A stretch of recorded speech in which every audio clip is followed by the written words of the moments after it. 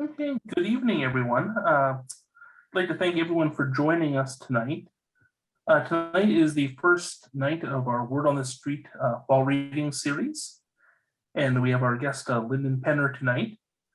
Before we begin, we'd like to do a traditional land acknowledgement, and the Lethbridge Public Library acknowledges that we are gathered on the lands of the Blackfoot people of the Canadian Plains and pay respect to the Blackfoot people past, present, and future, while recognizing their cultural heritage, beliefs, and relationship to the land.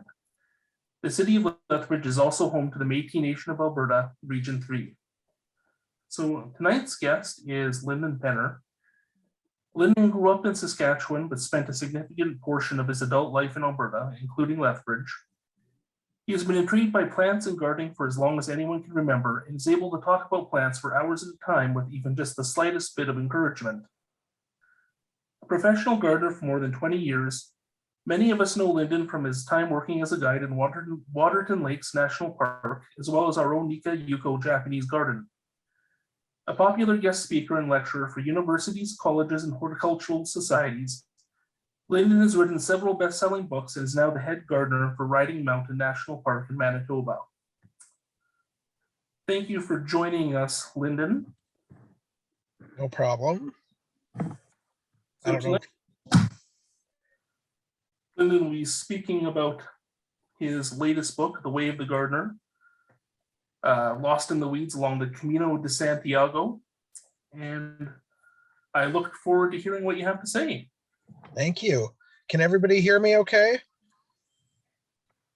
I assume that they can. I don't know. So can you hear me, Jonathan? Yep, I can hear you. Okay, perfect. I'm hoping that no police officers will knock on my door while I'm chatting with you this evening, because as Jonathan said, I'm living in Riding Mountain National Park, which is a very large and very remote park, and I don't have Wi-Fi at my house. So I had to drive into the nearest town in order to get a Wi-Fi signal to do this tonight. So I'm sitting here in my car at our little local small town grocery store, and I'm hoping that there's nobody who's thinking, who is that creep sitting in his car with his laptop? So if somebody knocks on my window or my door, I'm just going to apologize in advance. And so I'm going to talk a little bit about my book, and then I'm going to open it up for some questions. Jonathan, did you have a passage that you wanted me to read from the book? I don't recall. We had looked at a certain, oh no, I've lost my page number. Oh boy. I think it doesn't matter what section. The whole book is excellent. I've read through it a couple times here just to get familiar with it. Well, thank you. That's nice. I have something here I can use. I wasn't sure if you had something in mind.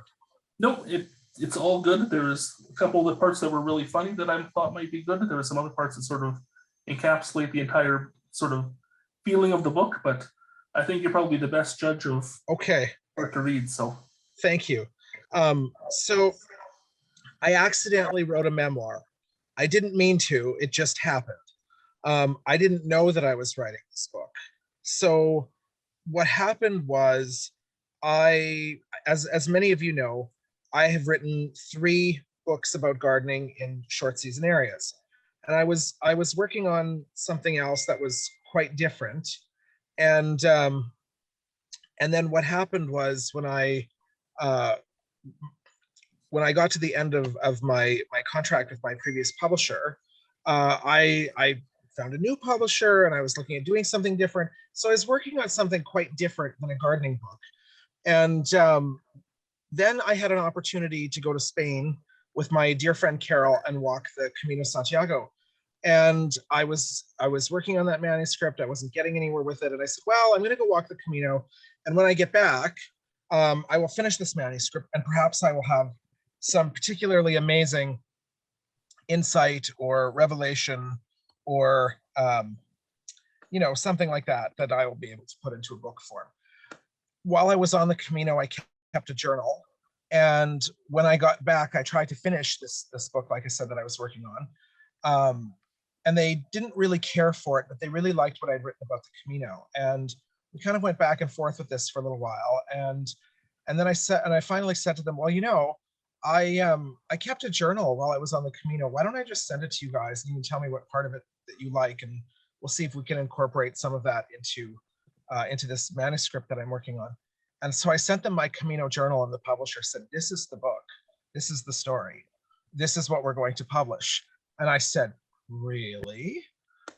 So that was unexpected, and I didn't really know that was happening.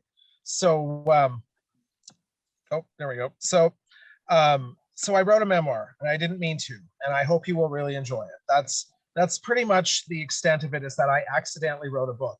It just happened. I don't know if that happens to other authors. I have no idea. But I see the world through plants and flowers, and to be honest, the Camino Santiago, which is supposed to be this deeply spiritual and mystical and moving experience, I just, cathedrals are nice, churches are nice, traveling is nice. All I really care about in life is plants and flowers. If I'm being completely honest, I'm just like, are there trees involved? Are there little birds? Are there flowering plants? Will I see a fern? That is my top priority in life. So that was the journal that I kept. I wrote about olive trees, and I wrote about figs, and I wrote about chestnut trees, because that's what I saw that interested me. And I know that that's not how everybody tends to see the world, but that is the lens that I see through. And I have been very fortunate with my Camino book, because I was nervous about it. I thought, this is very different than what I usually write, and I don't know if people will like this, and I don't know if this is what they will be expecting from me. But this is what I've written. And it's different than writing a novel, because if you write a novel, somebody might say, I didn't connect with your story, or I didn't particularly like this character that you created. Well, this is not that, because this is what actually happened.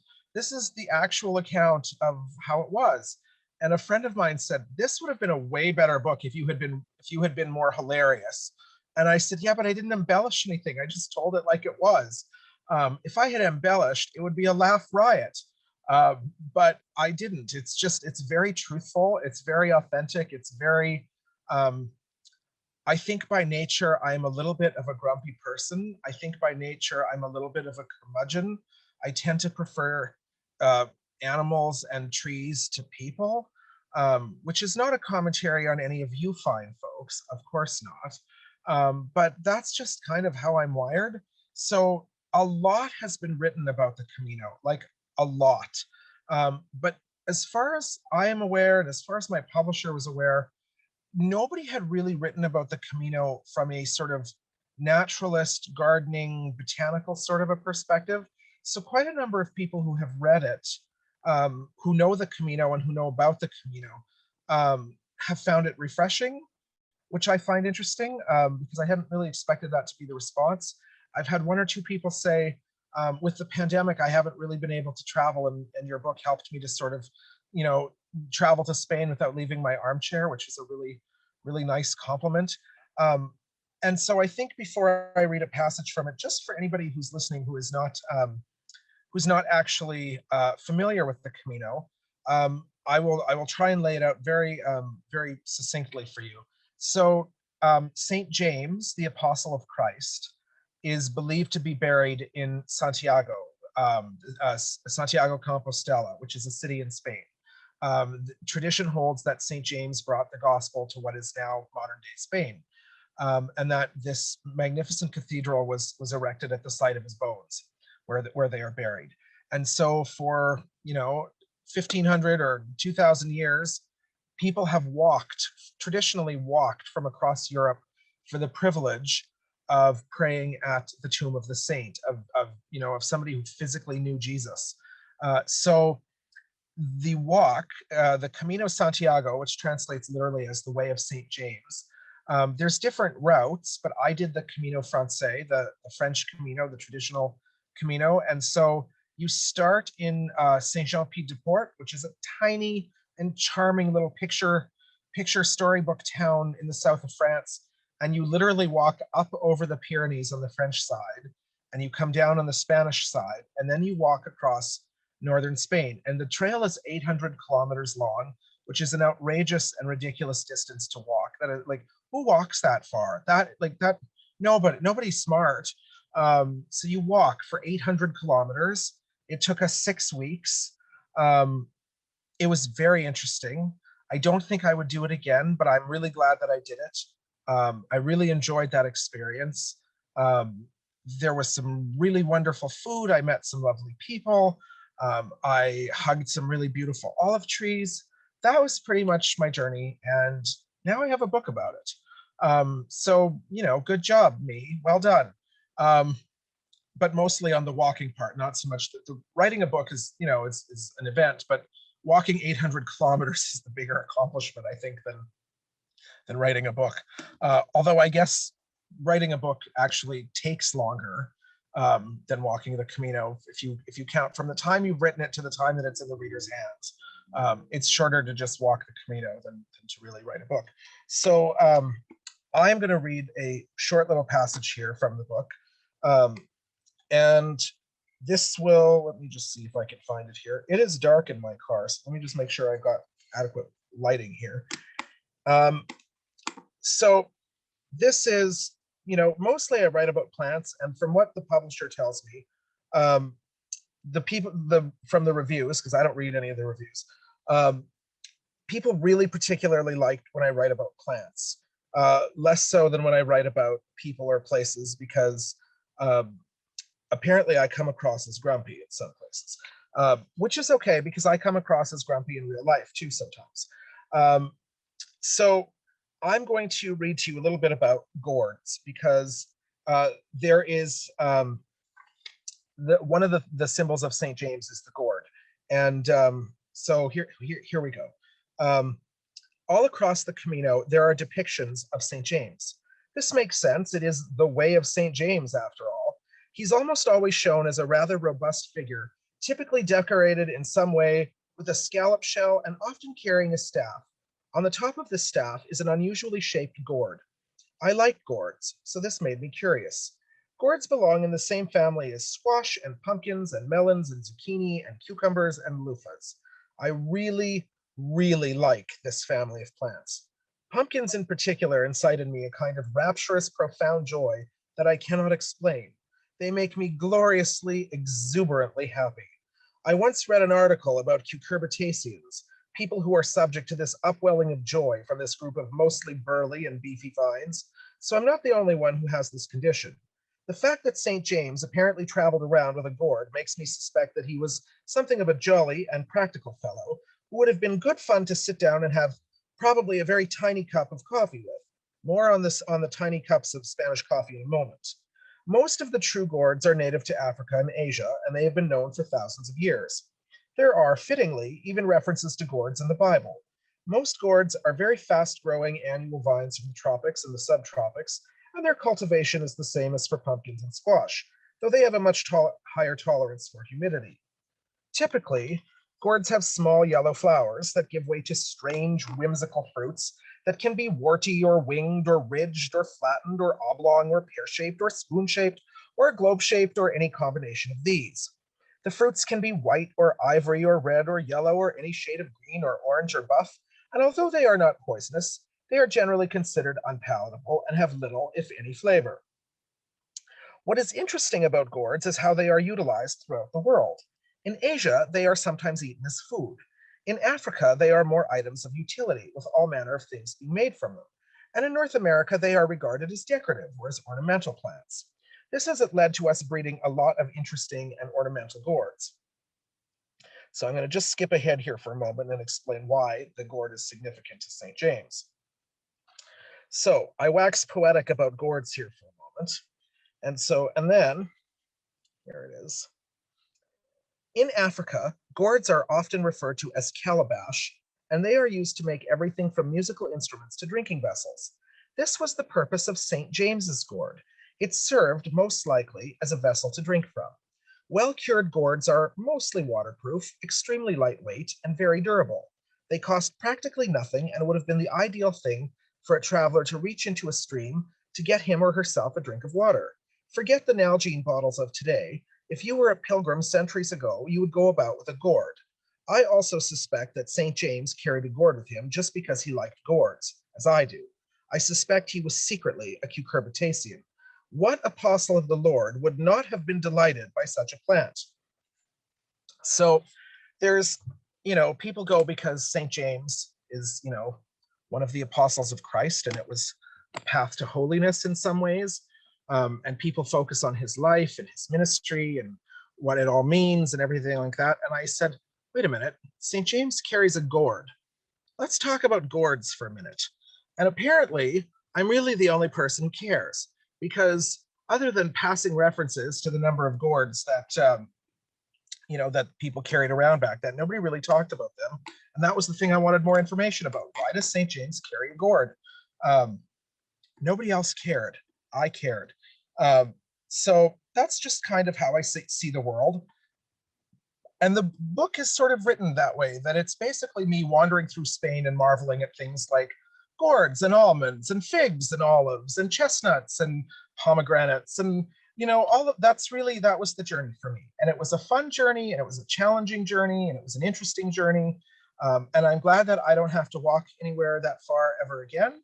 The Pyrenees were very beautiful. Santiago is very beautiful. The sangrias in Spain are very beautiful. It's worth doing. It's an interesting thing to have accomplished in my life. And I'm like I said, I'm really, really glad that I did it.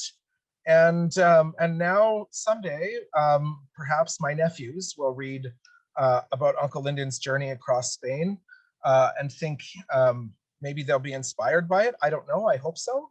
And maybe you will be too. And that would be a great thrill. So on that note, I will turn it over to Jonathan here, as he is collecting questions about both the book and the Camino, I would imagine. So Jonathan, what have you got for me there in terms of people wanting to inquire? Nothing yet, but anybody who does have a question, you can go ahead at the very bottom of your screen. You'll see the Q&A button. You can just click on that and type in any questions that you have, and then I'll read them out to Lyndon so he can give us an answer. Well, as we are waiting for a question to come through, and perhaps nobody has any, I guess that's possible. I will perhaps start by saying the question I get asked the most often is, why did you do it? Why did you go off and do this if not for a spiritual purpose? And much like writing the book, I didn't really mean to. So my friend Carol, who is a bit older than I am, she had done the Camino before, but she had not been able to finish it. And she'd always said that, she wanted to finish it someday. She'd love to go back and do it again. She'd do the whole thing. And it was something that really captivated her. And so I had dinner at her house one night, and we were listening to this beautiful violin music. And I said, what are we listening to? And she said, well, this is Oliver Schreyer, and this is his Camino album. And I consider myself a fairly educated and well-read person. I had never heard of the Camino. I'm a little embarrassed to admit that. And I said, I have no idea what that means. His Camino album? And Carol went and got her Camino scrapbook and talked about the Camino. And I said, this is so interesting and this sounds so fun. And she said, it is fun. And if I did it again, would you think about doing the Camino with me? And I said, sure, of course I would. And what sane person says, oh yeah, I'd love to walk 800 kilometers with you. 800 kilometers? Absolutely. That's further than Lethbridge to Saskatoon, by the way, just for a term of comparison. So yeah, I would be thrilled to sleep in a different bed every night and walk 800 kilometers with you. I really didn't think about it that much, truly. And then all of a sudden we had flights booked, and I was buying shoes, and I was training for this event. And all of a sudden we were on a plane, and then we were in France, and I was like, oh my goodness, we're doing the Camino. So when people say, why did you do this, or how did you do this? The truthful answer, I would like to give you something profound and sentimental and beautiful. The truth is, I don't really know how it happened. It just happened. One day you're sitting at your table having a glass of wine with friends, and the next minute you're somewhere in Spain and you're tramping across dusty open landscapes carrying a backpack. I have no idea how it happened. It happened. It's just, I'm sure you have events like that in your life too, but they're probably perfectly normal events where you say, I don't know how we ended up at the mall this afternoon. I don't know how we ended up in the park this afternoon. It just happened. But maybe for me, my life is maybe a little different than yours. I just happened to end up in Spain. It's just a little bit more of an extreme, that's all. It's funny that you chose that question to start off with, because when we had somebody, one of our viewers, Joyce, her first question was, what inspired you to walk the Camino? So Now that I wish I could tell you that it was something deeply moving and very profound and beautiful, and that the Camino cured my acne and took away my anxiety and made me more spiritual and better and 35% less sassy. No, no, no, didn't nothing like that. Not at all. one thing that I wanted to ask, just because we have the cover image of the book up on the screen, did you come up with or have any input into the cover? Because it is one of the most gorgeous covers for a book that I have seen in a long time. I absolutely agree with you, and I actually had no say in it, except so like this was my first book with University of Regina Press, and they are all extremely professional and extremely talented and extremely nice, and I couldn't have asked for a better publisher to work with. And so they said, we have somebody here. His name is Duncan Campbell, and he's a Newfoundlander who has lived in Regina for many, many years. And they said, Duncan is going to be doing the artwork for your book. And I had met Duncan before, and I had seen some of his work, and I quite liked him. And I said, okay, great. And they said, well, if you don't love what he comes up with, we can go back to the drawing board and we can do something else, which, by the way, is not a thing that a publisher is obligated to do. If you are an author and they design a cover that you don't like, they can go to press with it whether you really want to or not. If you've agreed to let it be published, the publisher has a certain amount of control. And so when they brought me this cover and said, this is the direction we're going in, I absolutely, like, completely hysterically fangirled and freaked out and said, this is so incredibly beautiful. This is so gorgeous. This is so beyond my expectations. I know that we are not supposed to judge books by their cover, but I am going to say that this is a very good example of where you don't even really need the book. You just like to read. If you want to just take it home and like put it somewhere where you can see the cover and never actually open it, I'd be okay with that, because the cover is so beautiful. I said to Duncan afterwards, I sent him an email thanking him and said, I actually feel a little bit outdone because I feel like the cover is probably better than the story I have to tell. And the botanical prints on the inside, they thought it would be fun to do sort of old-timey prints, like botanical artistic prints. And there was, some of those were from, the public domain. Some of them were done by somebody else. I'm not exactly sure, but I get asked quite often, are these your illustrations? Did you do these? No, I am not a talented sketch artist. That is not my artwork in the book, but the labels is my handwriting. So when you are looking in the book and you see those beautiful hand drawings of leaves and stems, and they're labeled English oak or walnut or whatever it is, it's my handwriting, but it is not my artwork. I was wondering if those the images were your artwork or not. Absolutely not. I have no talent for art like that. None. Nope. It would be, if it was my artwork, it would be a deterrent to buying the book. So they got professionals for that. I don't have that skill. Excellent. One question I had was, how challenging was it to sort of get throughout the book, have sort of historical information about the trail? You have your own personal stories and also the gardening aspects. How hard was it to sort of blend all three of those different aspects together into a cohesive story? That is a really good question. It was not difficult at all. And the reason it was not difficult is because that's who I am. Plants tell stories about us, and that interests me. What people are planting tells you something about the people who live in that town or live in that community. And so I find history very interesting, and I find botany interesting and gardens interesting. And so to sort of blend those things together is really just something I do, because that's flowers and trees and gardening and the past and all of that kind of thing. That's what's going on in my head at any given time. If and so that it really, those are the things I read about, and those are the things that I like to write about. So it felt very natural to write that way. It wasn't a hardship, to be completely honest. We have a question from Betty Jane. She says, Lyndon, you are such a compendium of information on plants. Did you encounter particular plants that you've never met before? Yes, I did. And that was quite a lot of fun. There's one or two things that I never did identify. For example, there was something that we saw in the ditches sometimes that it was sort of melon-like, sort of cucumber-like, and I was able to pin it down to family and say, I know that that's what it's related to. I never did find out what it was. There was a beautiful, beautiful plant with yellow flowers that I had never seen before, and it was fairly common. Aster-like flowers, daisy-like flowers, bright, bright yellow, and the only name I could find for it was Herb of St. James. And then we stayed in a little albergue somewhere, a little hostel for people traveling. And there was actually a book there of plants along the Camino. And of course, Latin names, scientific names are universal.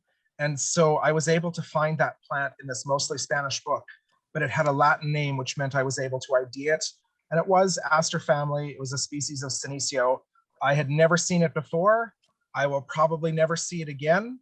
That was really lovely. And it's also really beautiful to encounter plants that you sort of know of, but you don't know in person. So, I mean, pretty well all of us have eaten olives. We, kind of have an idea maybe of what an olive branch looks like. But to meet groves of olives in a nation where they are actually native to, like Spain, to meet them sort of on their own terms was really amazing. Or, I mean, we all know what grapes taste like. We all know what vineyards look like. But to encounter, vineyards in a place like Spain is famous for the wine that it produces. Spain produces some of the highest quality wine in the world. And to meet plants sort of in a different context is sometimes as interesting and as exciting as meeting a plant that you've never encountered. And also it's nice to meet plants that you do know, because it's like meeting a friend. You're like, oh, hey, I know you.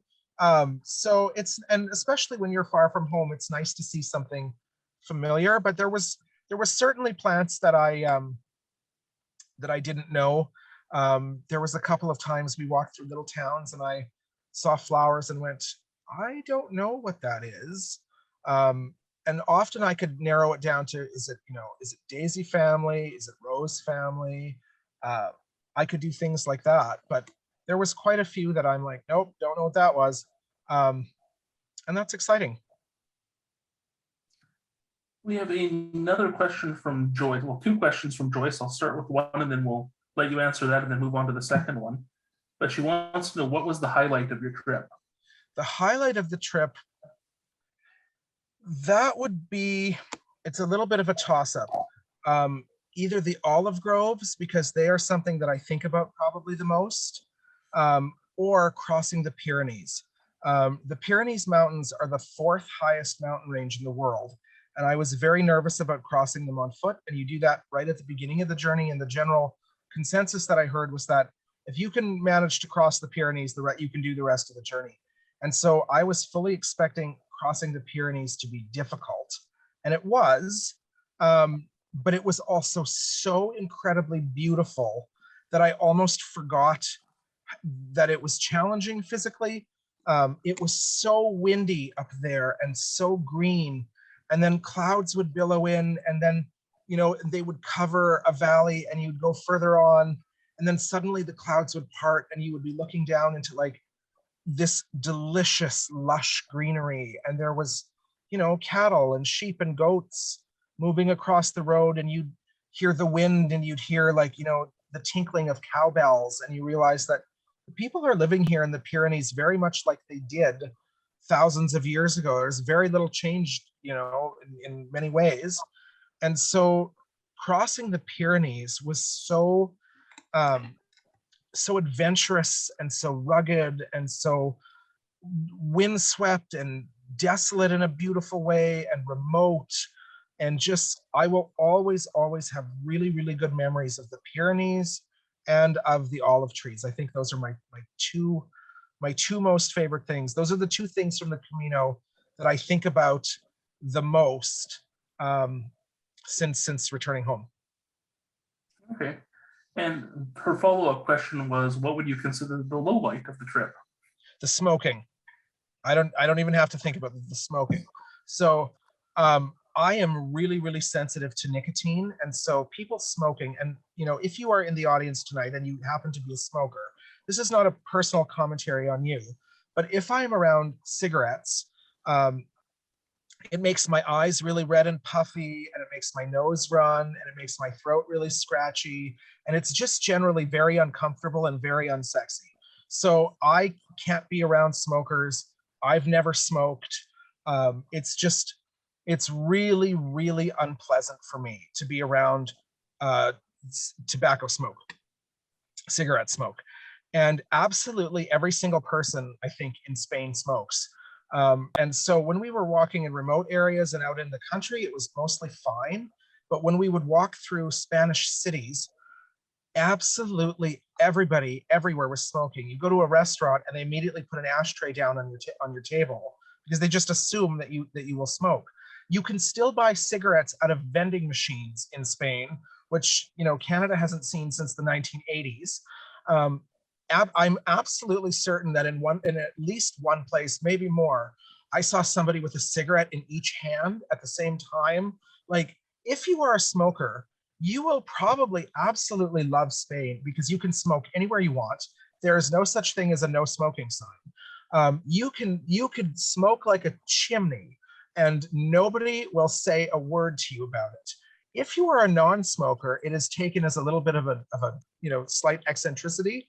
And so I got to the point towards the end of the journey where it was like we would see a city on the horizon, Logroño, Astorga, Pamplona. That was the beginning. But every time we walked through a Spanish city, I would be like, oh, wouldn't it be nice to sit out on a patio and have a glass of wine and some tapas?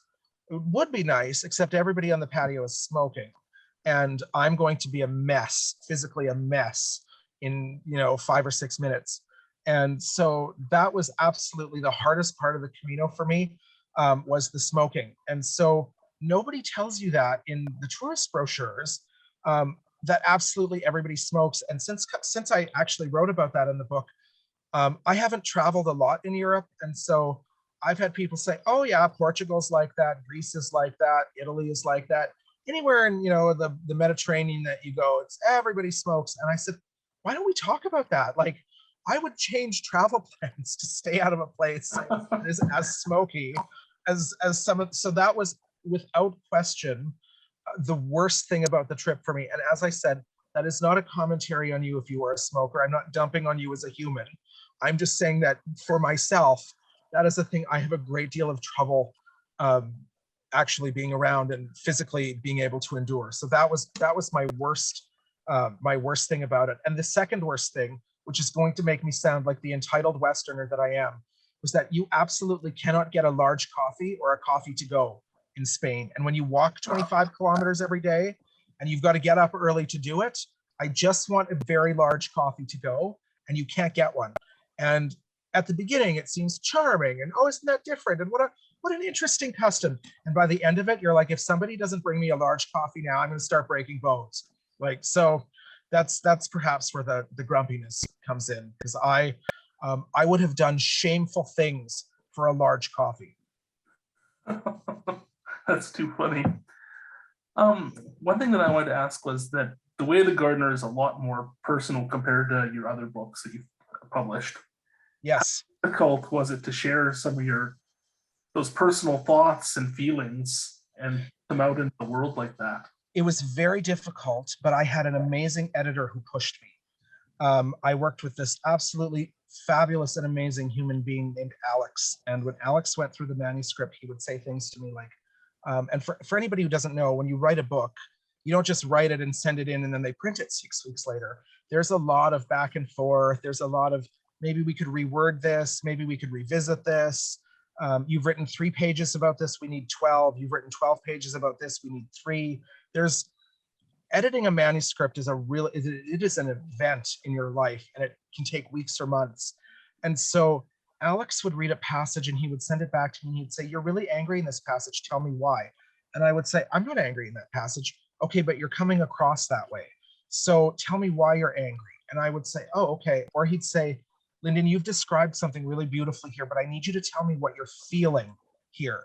Like, it's not enough for you to just describe this. I want you to tell me how you were feeling when you were viewing this or when you were looking at this." And I would say, "Okay," because it would never occur to me in a million years to write about my feelings. Like, never. That is not a thing I do. In fact, in many situations, I strive not to have any feelings at all.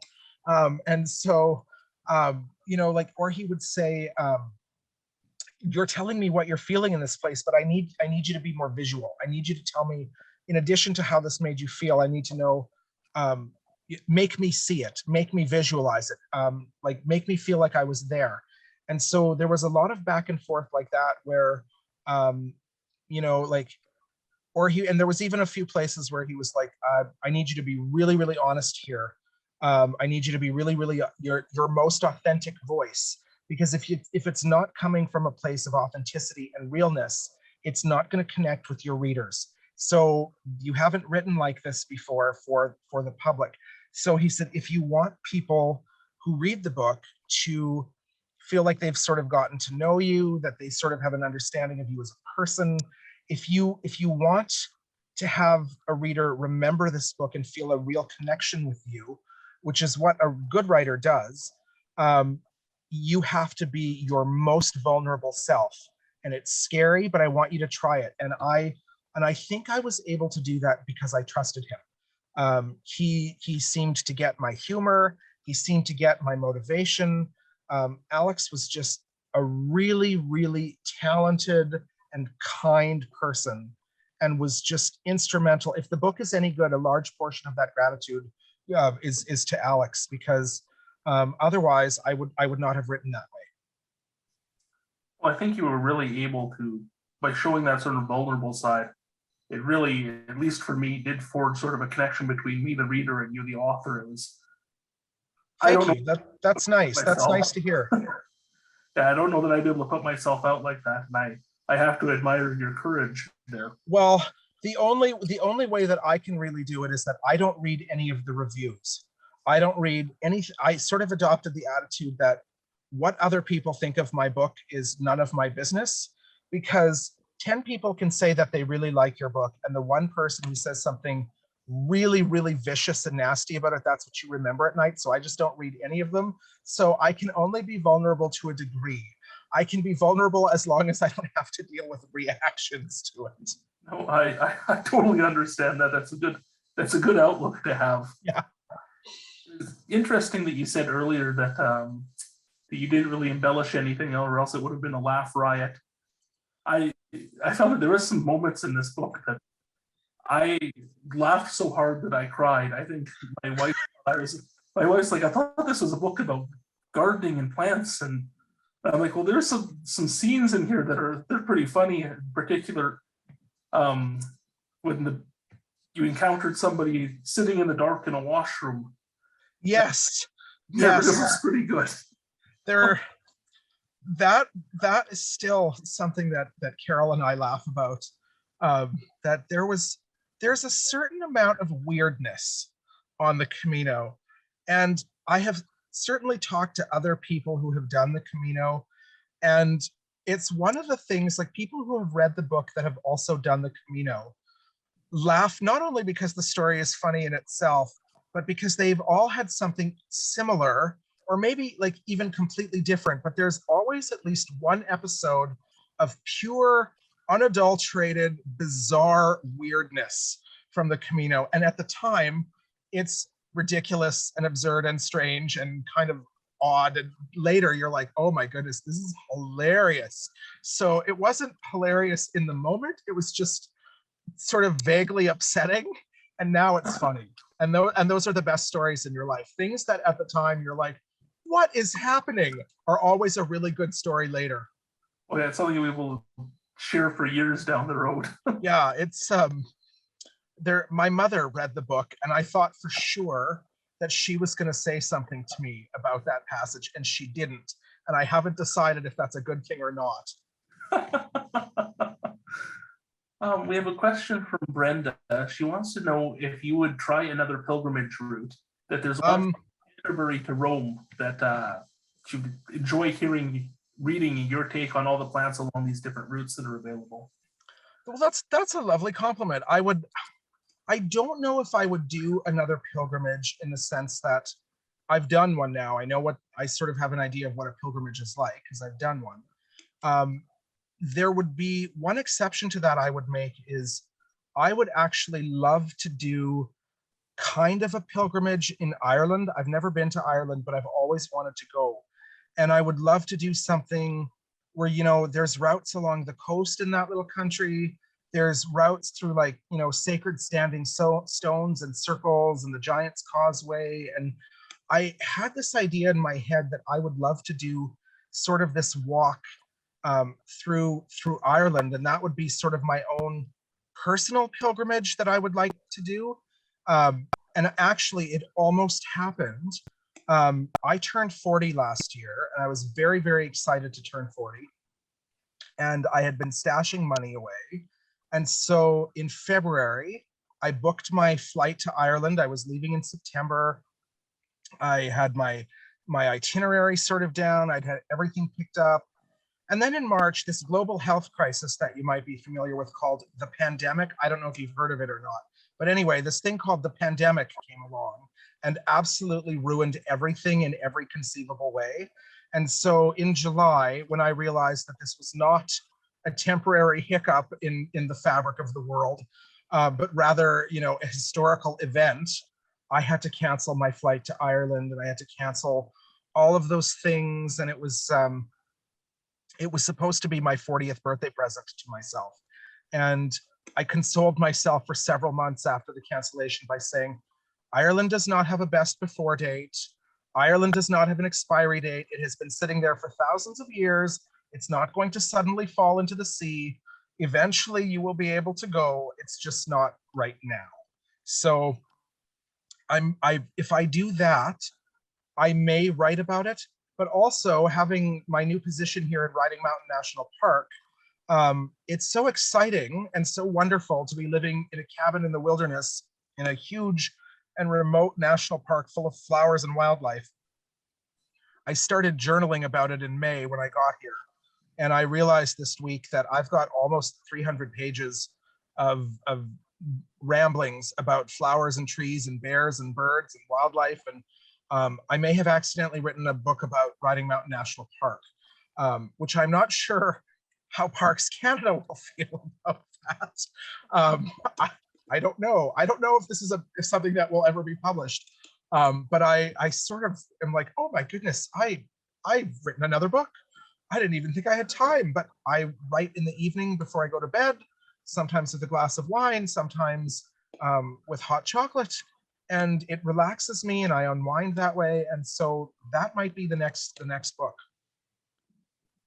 I was actually going to ask you how you make the time, because I'm sure with your position that you're incredibly busy. Very busy. Time to write. It's a very busy and very demanding position, but I love it. I love it so much. And at the end of the day, I'm tired and I don't want to do anything. So I usually sit, I'm lounging on the couch in my pajamas with my laptop, and I'm sort of debriefing myself at end of day. And it's amazing how much you can write in 15 or 20 minutes, truly. And that's usually what it is it's 15 or 20 minutes at the end of the day. I think, oh, you know what? That mountain ash was the most beautiful thing I saw today. I'm going to write about that. Or, you know what? I made friends with that enormous leopard frog that I met in the garden this morning. And I wonder what that leopard frog did all day. What would I be doing right now if I were a leopard frog? And that's sort of just a way that my mind processes the world. And so I've accidentally written quite a lot, and we'll see if that ever comes to light. But that's may or may not be. We'll see. Do you have any official works that are in the pipeline coming down that we can? I do not. Nothing official. There is no publisher that has given me a deadline or for anything. There's nothing official coming anytime soon. But you never know. If a publisher reached out to me and said, "Hey, would you like to write about X, Y, or Z?" I might say, "Yes, I would," or "No, I don't have time," or "That's not really my wheelhouse," or I'm sure there will be another book at some point, but your guess is as good as mine as to what it will be about. So in the book, is there a particular section or passage that was your favorite to write about, or? I think it might be either the olive trees or the figs. The olive trees just moved me so deeply. That was perhaps my most spiritual experience in Spain, was to walk through groves of olive trees. And I can't really articulate that well, how they made me feel. But in the book, I try to write about the sanctity and the holiness of olive trees.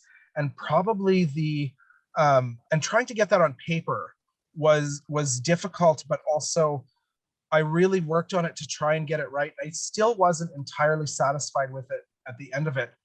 But after the book came out, my publisher forwarded an email to me and they said, "We know you don't want to read reviews or anything, but we think you should read this."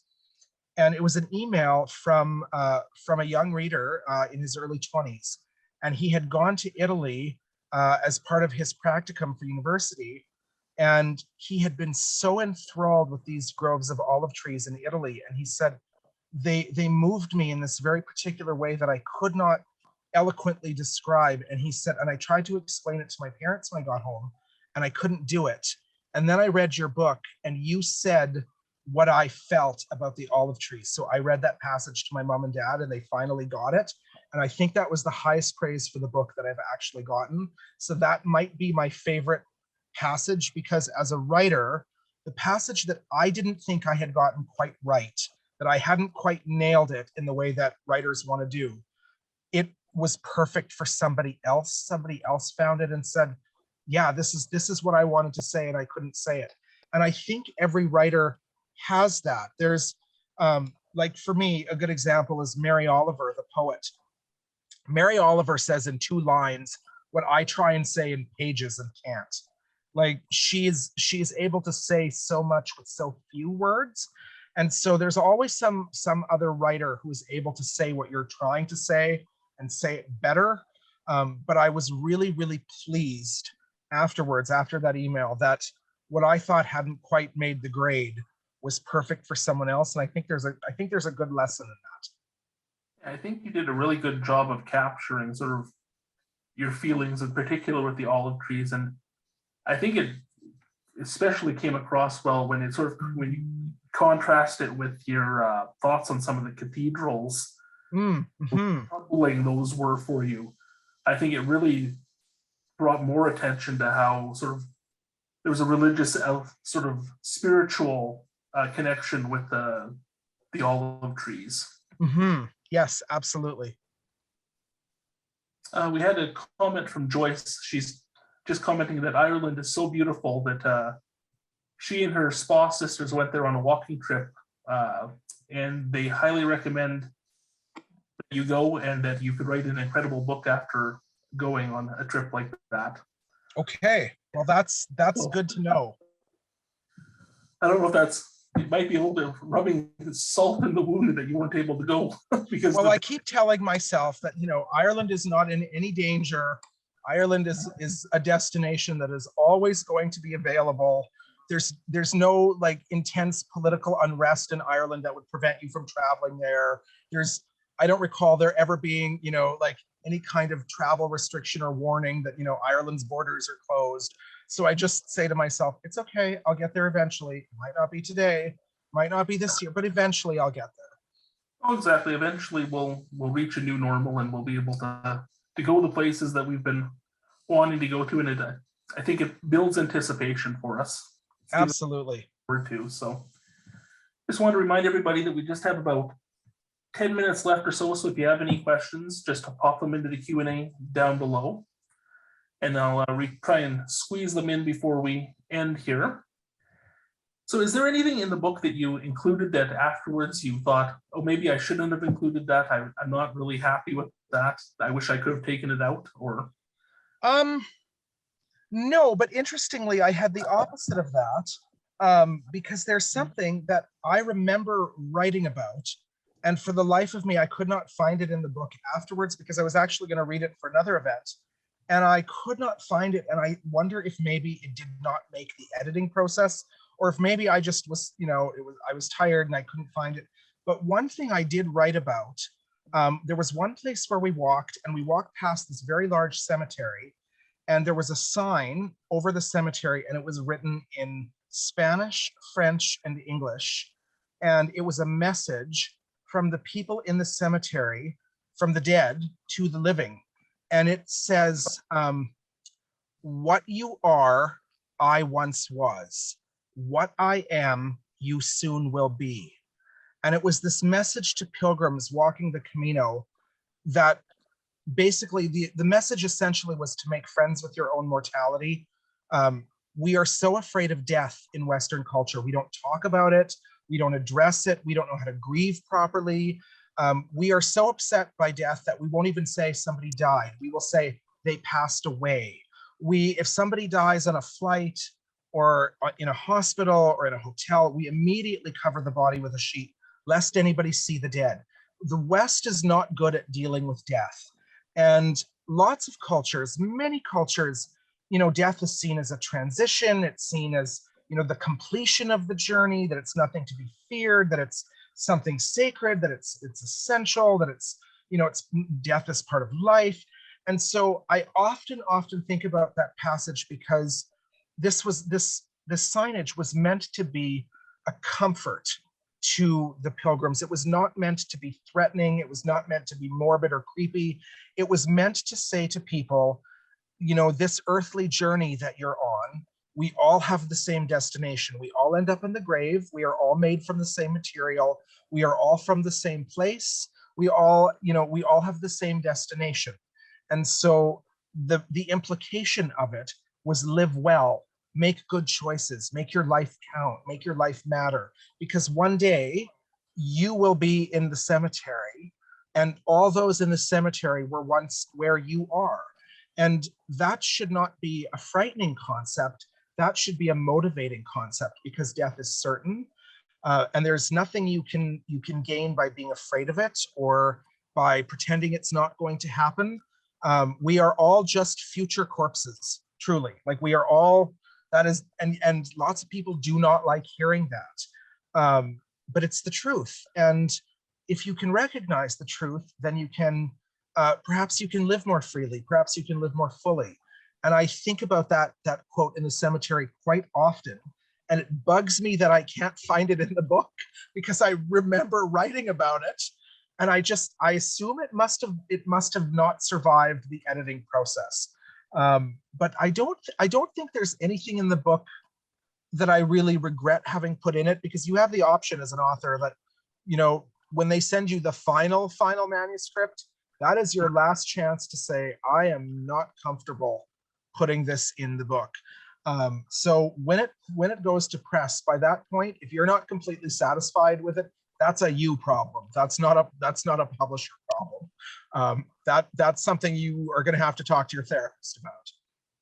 It's funny that you mentioned the passage about the cemetery, because I've got the copy of the book here, and as you were speaking, I was flipping through it because it seems very familiar to me as well. Does it? Okay, maybe I did write about it. But I could not find it, and I specifically can't find it either. So I don't know if it's some sort of weird connection we have going here, or I don't know, but I was just like, I specifically remember writing that passage, but I could not find it in the book. So any of you listening tonight who have read the book, some of you might be going, oh, I don't remember that passage. Or you're going, of course, it's right here on page whatever.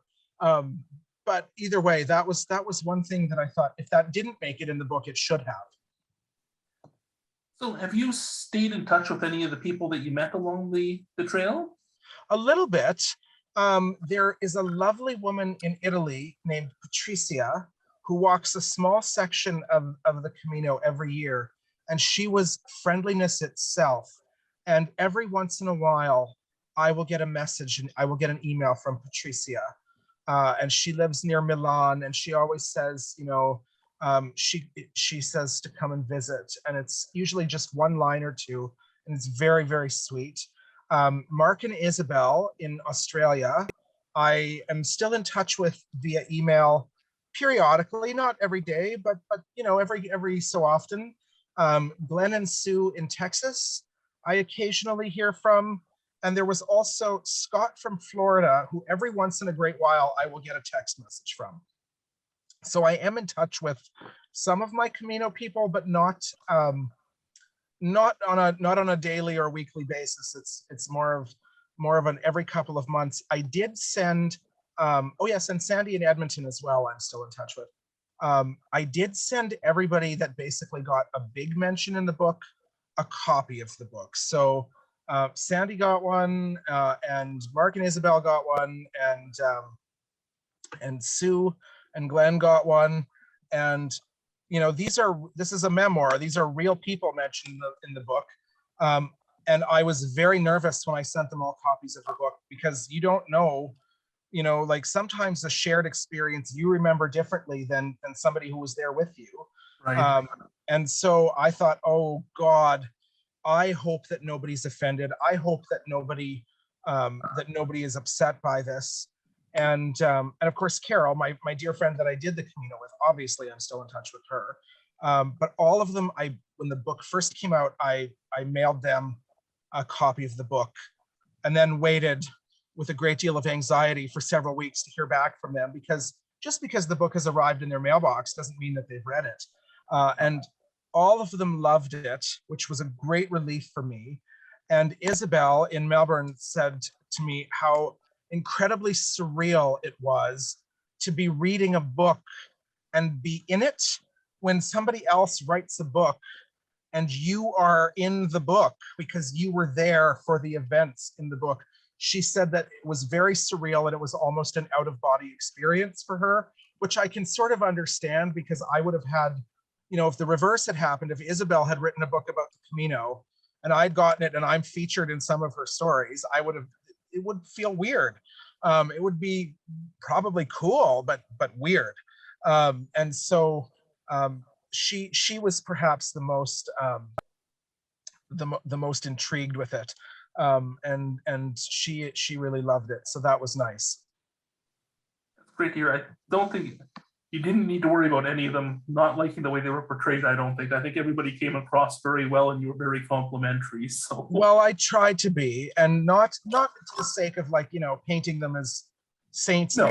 But I mean, these are real people who were good to me and who were kind to me and who were generous to me. And it's easy to be honest about that. Oh, excellent. Well, it looks like we are just creeping up right on 8 o'clock here. So I think we'll wrap things up tonight. I want to thank you so much for joining us and talking about the Way of the Gardener. And the pleasure was mine. I'm thankful that the cops did not show up and knock on your window trying to find out what you're doing. Me too. But just like to tell everyone that our next event in the fall reading series will be on Saturday, October 16th at 11 a.m. this time, rather than an evening session, where we will be hosting Guy Delis, who has written the graphic novel Factory Summers. And again, Lyndon, we've had a great night. We've got a few people popping in comments in the Q&A, just thanking you for writing such a great book.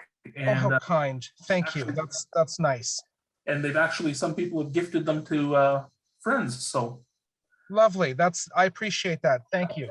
And if I may conclude by saying, I lived in Lethbridge for 4 years, and I do miss you, Lethbridge. I think about Nika Yuko quite often. I have wonderful friends in Lethbridge. I think about your beautiful coulees in River Valley. Lethbridge will always be really dear to me, and I'm hoping to stop by at some point in the not so distant future. So thank you, Lethbridge, for the invitation to come back and join you virtually. It's been such a treat. Great. That's a great way to end the night. Where we have a comment here that Lethbridge misses you too. So. Oh, that is the sweetest thing. Well, have a lovely night, folks, and hopefully next time we can do this in person. Exactly. Thank you, Lyndon. Have a great night, everyone. Thanks, you too.